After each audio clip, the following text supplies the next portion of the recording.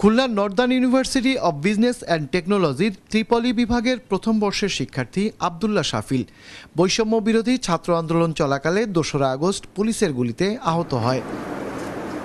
গুলিটি শাফিলের চোখের কর্নিয়া ভেদ করে রেটিনার পেছনের অংশে গিয়ে বিদ্ধ হয়েছে।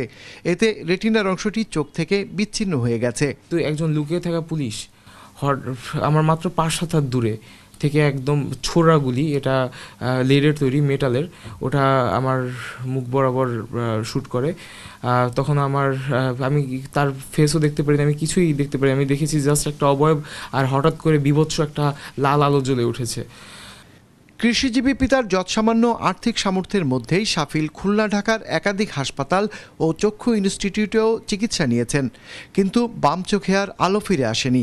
এখন ডান চোখেও ভালোভাবে দেখতে পারছেন না তিনি। ডাক্তারদের একই কথা, তোমার সর্বোচ্চ আমরা চোখের বুলেটটা বের করে দিতে পারি, কিন্তু তোমার দৃষ্টিশক্তি ফেরানো সম্ভব না।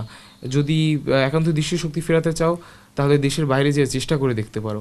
আমি চাই বৈষম্যহীন বাংলাদেশে আমি আর ৫ জনের মতো পড়াশোনা, খেলাধুলা করতে, আমার বন্ধুবান্ধবের সাথে আড্ডা দিতে, আমি স্বাভাবিকভাবে বাঁচতে চাই।